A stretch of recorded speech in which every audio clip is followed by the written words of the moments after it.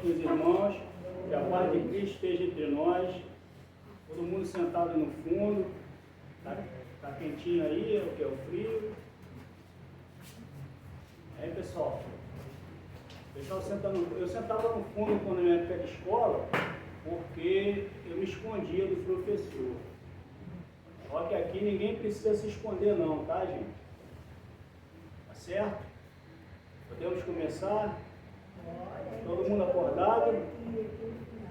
Pronto, amém. Vamos lá. Nós estamos no capítulo 13, que a vossa mão esquerda não saiba o que dá a vossa mão direita. Nós estamos no item 17 e vamos falar hoje sobre a piedade. A definição é devoção. Vou fazer primeiro a definição literária e depois a gente entra nas questões doutrinárias. Devoção,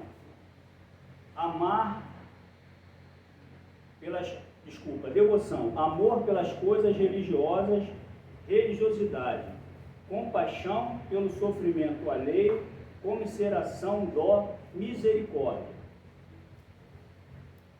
Essa é a definição literária. Agora vamos dizer o que a doutrina diz. A piedade. A piedade é a virtude que mais vos aproxima dos anjos. É a irmã da caridade que vos conduz até Deus. Ou seja, é uma virtude nobre. Por quê? Porque ela nos aproxima mais de Deus. E toda vez que nós nos aproximamos de Deus, nós nos afastamos das nossas imperfeições que ainda trazemos. Ela é irmã da caridade, ou seja, primeiro nasce o sentimento de piedade, para depois vir a caridade. Esse sentimento, você olha, se compadece do seu irmão e a ação logo em seguida é a caridade. Ok? Em João 14, 21, está escrito assim: aqueles que aceitam meus mandamentos e neles obedecem, aqueles que aceitam meus mandamentos e lhes obedecem, se os que me amam e porque me obedecem são os que são porque me amam, serão amados por meu Pai, e eu também os amarei, e me revelarei a cada um deles. Essa virtude, ela traz para nós a capacidade de ir se distanciando daquelas pequenas imperfeições que ainda trazemos, que é o orgulho, que é o egoísmo e a vaidade. Então, essa virtude nos afasta dessas pequenas imperfeições que ainda trazemos em nós. A semente que é colocada por Deus na nossa criação, quando ela está entre esses espinhos, dessas imperfeições, ela é sufocada. Certo? Só que, quando a gente começa a se libertar dessas imperfeições e começa a trabalhar a virtude, que é a piedade, a gente começa a se deixar brotar em nós aquilo que verdadeiramente é o propósito de cada um de nós. E toda vez eu falo aqui, e sempre tenho que falar, que o propósito da criação é a nossa perfeição e felicidade. O caminho ainda é tortuoso, ainda é cheio de obstáculos, mas o objetivo é esse. O objetivo é que sejamos ainda, algum dia, perfeitos e felizes. Nós vamos falar agora um pouco do apóstolo Paulo, que foi o apóstolo que antes era Saulo e perseguia os discípulos de Cristo. Ele ainda estava no homem velho, ele seguia e acreditava piamente nos conceitos de Moisés. Então ele perseguia os discípulos do Cristo. Só que em Damasco ele tem um encontro com Cristo e ele se transforma. E ele passa a ser Paulo. E esse Paulo, esse apóstolo, que para nós é o grande pastor, o grande divulgador, o grande escritor, que trouxe em suas epístolas a forma de conduzir as pessoas ao verdadeiro cristianismo. Essas epístolas seriam cartas que eram escritas, mas com o sentido espiritual de guiar todos aqueles seguidores do Cristo. Está dando para entender isso?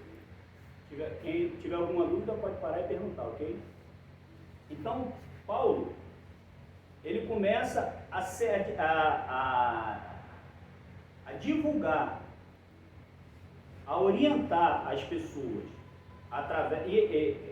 Observem que havia uma dificuldade muito grande, porque vocês imaginam, naquela época, para você passar uma informação, não era como agora. Agora você quer falar alguma coisa, você pega um telefone, manda uma mensagem muito fácil. Naquela época não. Então, ele mandava, em geral, essas informações, essa epístola, que eram essas cartas, com esse contexto, com esse conteúdo, e eram divulgados para os cristãos. E ele falava, em geral, do que deveria ser, do que como deveria o povo se comportar, as pessoas que verdadeiramente queriam seguir a Cristo. E essas informações, elas eram trazidas com um contexto espiritual muito forte, porque Paulo vivenciou, não é que ele fosse o apóstolo mais importante, mas ele foi um dos mais importantes, porque foi o que melhor vivenciou todas as experiências. E observem que na transformação é citado tanto Paulo quanto Madalena, porque foram os que mais, como vou dizer, foram os que mais conseguiram abandonar as imperfeições para se tornar verdadeiramente discípulos de Cristo. Os mais, podemos dizer também os mais fiéis. Foram que tiveram o maior trabalho, pronto, para ficar melhor, o maior trabalho de reforma íntima. Podemos dizer assim, foi Paulo e Maria Madalena. Porque Paulo teve que desconstruir tudo aquilo que ele acreditava para verdadeiramente botar toda a sua fé no novo homem, que é aquele do seguidor de Cristo, aquele lá do Novo Testamento. E Maria Madalena teve que enfrentar toda uma gama psicológica forte, obsessiva. Então, verdadeiramente foram os que melhor exemplificaram e aprenderam os conceitos do Cristo. E aí, meus irmãos, o que nós pegamos aqui para a nossa reforma, para a nossa conduta? É que mesmo que nós tenhamos pensamentos, mesmo que nós tenhamos crença, mesmo que nós ainda tenhamos imperfeições enraizadas em nós, todas essas situações podem ser substituídas por um novo pensamento. A gente não precisa, porque você acredita em uma coisa até um determinado ponto da sua vida, que aquilo ali você não possa se transformar e passar a ver uma outra perspectiva na sua vida. Às vezes tem pessoas que dizem assim, não, mas eu estou com muita idade para voltar a estudar. Ah, não, mas eu não tenho tempo para fazer determinadas coisas.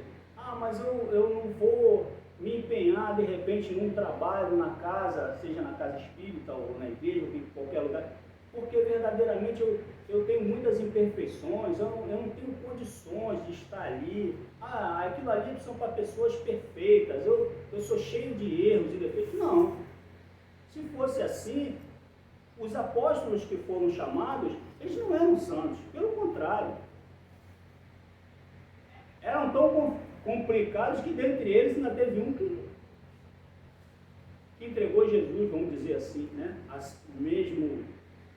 Mesmo sabendo que, na verdade, o pensamento dele não era, ele não queria que crucificassem Jesus, ele achava, estou falando de Judas, tá?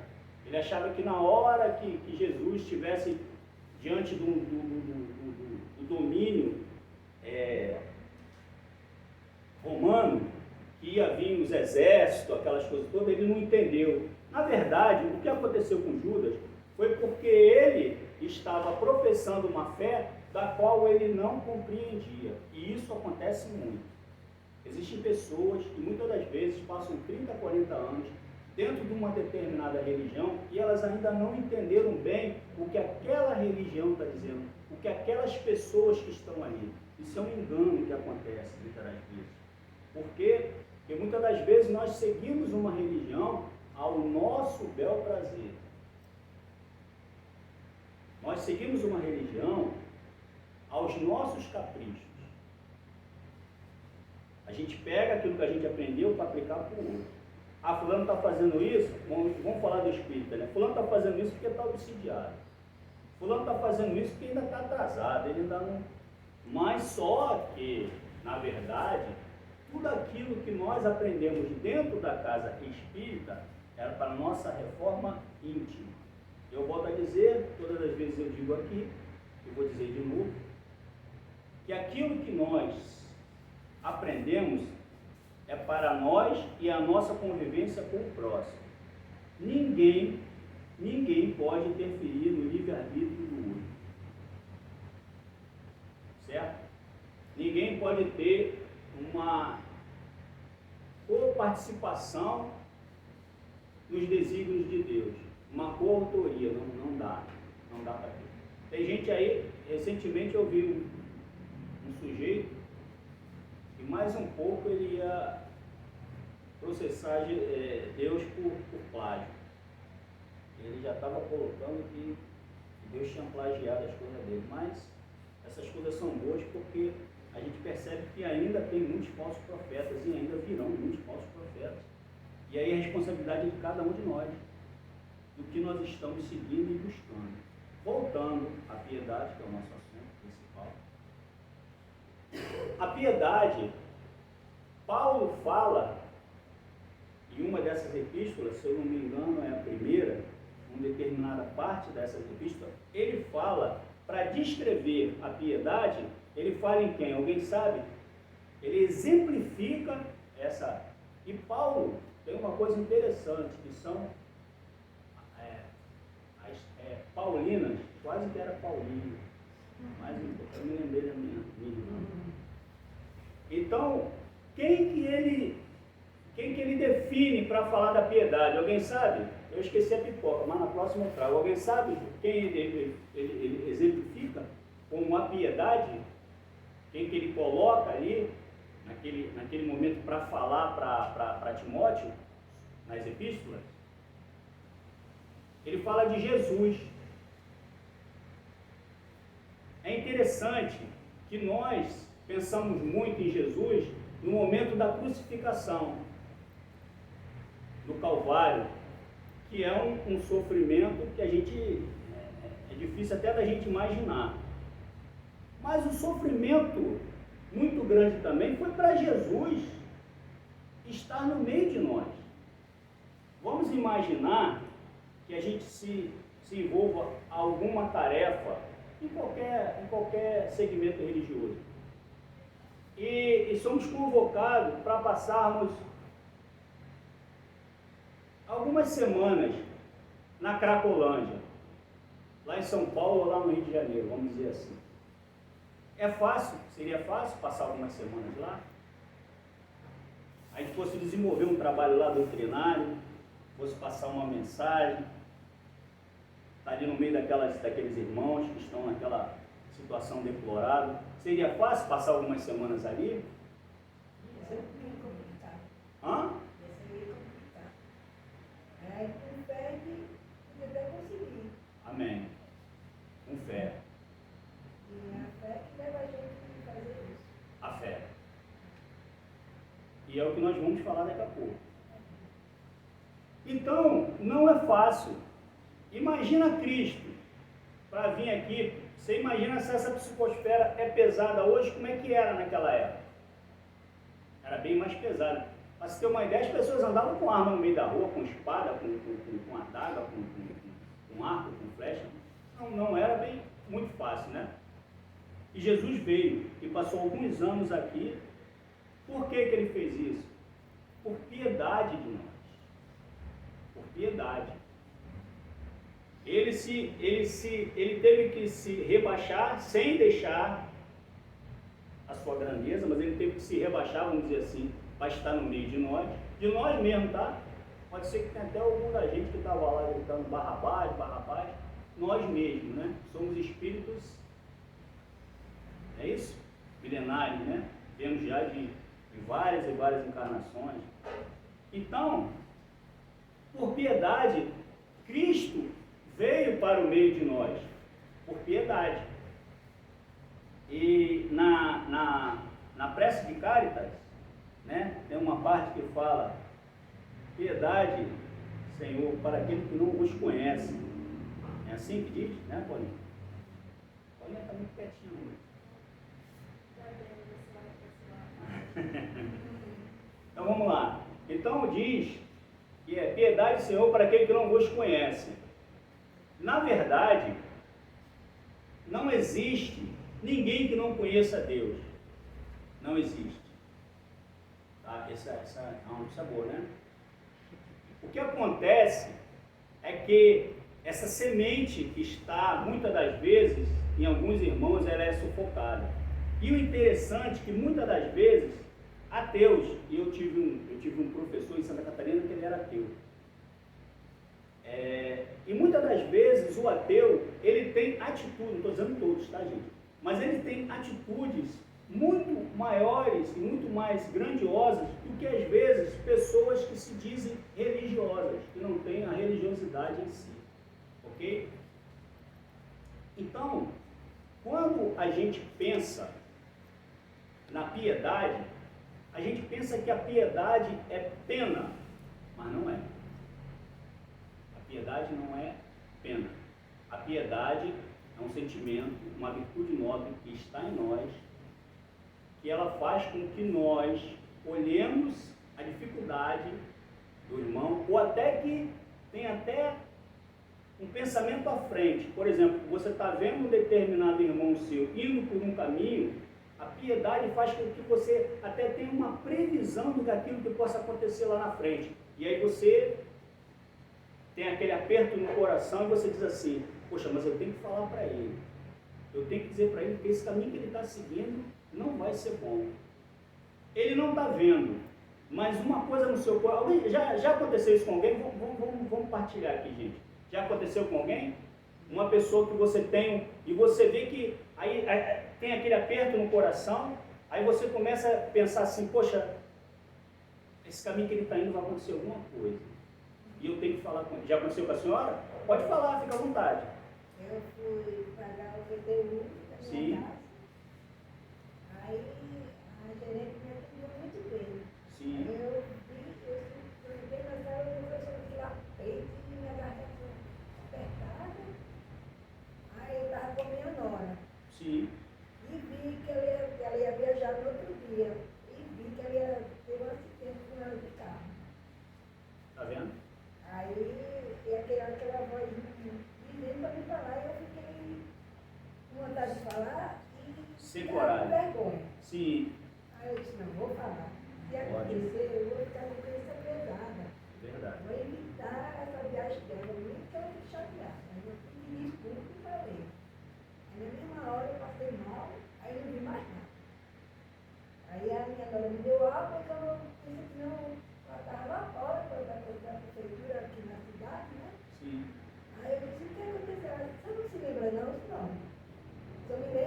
na sala. Paguei, tudo certinho, aí eu olhei para ela, começou a apertar, e comecei a passar mal. Eu falei, sangue de Cristo é por mim. Aí falei, aí passou uma semana ela ligou, a minha nora. E tudo que eu falei para ela ia acontecer. E ela não viajou.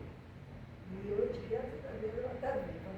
Pronto, então tem uma notícia boa para dar para a senhora está no lugar certo, que aqui é o local certo de quem tem essas sensações, esses pensamentos. Mano? Está no lugar certo? Tem vaga? Com certeza. Pronto, então a senhora já está selecionada. Então, voltando ao nosso... Não, mas eu estou brincando assim, mas é sério, tá? Mas é verdade. Então, esse sentimento que tem que mover a gente.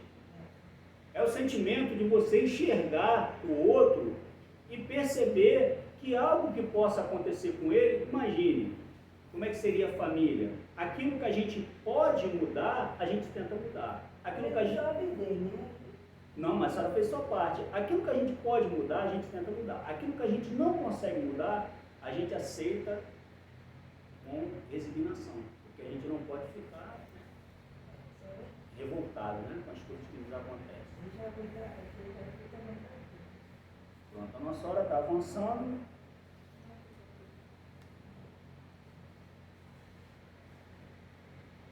E esta virtude, esse sentimento, ele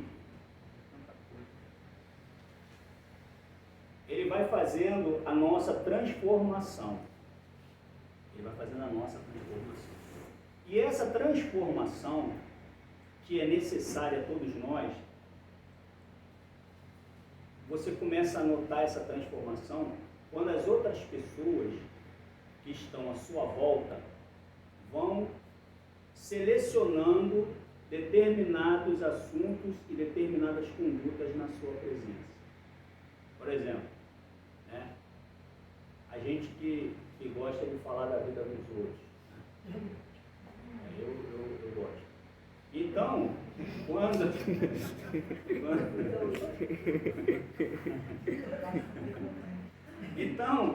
quando a gente vai se modificando, aquelas pessoas, por exemplo, toda rua tem aquele grupinho, o chamado língua de fogo, né? Tem aquela, toda rua não tem? Pronto. Mas enfim, cada lugar tem um nome. Aí quando aquela turma da língua de fogo começa a ver que a gente está se modificando, eles já não vão determinados assuntos com a gente, porque a gente já está se modificando.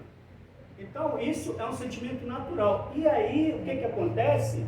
Aqueles outros irmãos que têm as dificuldades começam a se aproximar da gente para pedir conselho, para perguntar alguma coisa, a curiosidade, ou até mesmo para nos ouvir. E aí a gente experimenta uma sensação que é maravilhosa, e eu tenho acontecido isso comigo, mesmo ainda gostando de falar da vida dos outros, que várias vezes amigos meus, parentes, ligam e me perguntam algumas coisas, e a sensação é muito boa, porque depois de um tempo a pessoa retorna e diz assim: poxa, aquilo que você falou para mim verdadeiramente aconteceu e foi o melhor. Por quê? Porque eu sou tão bom assim? Não. É porque quando você se predispõe ao trabalho do Cristo, que Cristo tratou nós e disse como amigos, Ele nos chamou, disse: quer ser meu amigo? Cristo propôs isso, né? Coisa maravilhosa. Ele era professor, era psicólogo, entendia de física, de química, mas se colocou como amigo nosso. Por quê?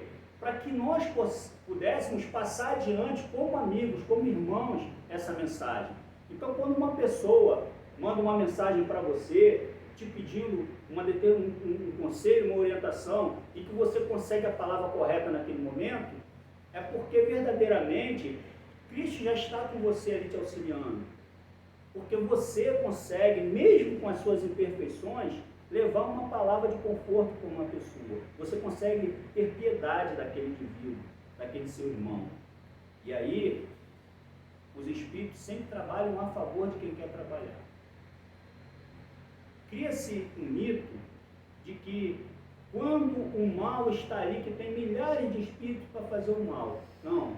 Quando tem o bem, tem milhares de espíritos para fazer o bem. Tá? Não vamos pensar que o jogo está perdido. Não está. O mal, ele ainda existe? Ainda existe. Mas ele não existe na verdade. É o bem que não está presente. E aí se faz o mal. Mas na hora que o bem se faz presente, não existe mal algum. Então, algumas pessoas, eu vi um dia desse eu conversando com uma pessoa, a pessoa disse assim, não, mas o ruim é que quando você começa a mexer com esse negócio de espírito, é espírito para tudo quanto é lado. Não é verdade. Não é verdade. Os espíritos estão aí, e se nós nos propusermos a trabalharmos no trabalho do bem, a espiritualidade boa vai nos auxiliar. Agora, se você escolher o mal, aí infelizmente você vai atrair o que é compatível com aquelas energias. Então, ninguém precisa ter medo de ir na casa espírita, porque os espíritos vão passar a me perseguir, eu vou chegar em casa, vai ter espírito já me esperando, quando eu sair vai estar espírito... Não, isso não é verdade. Isso as pessoas ainda não têm muita noção,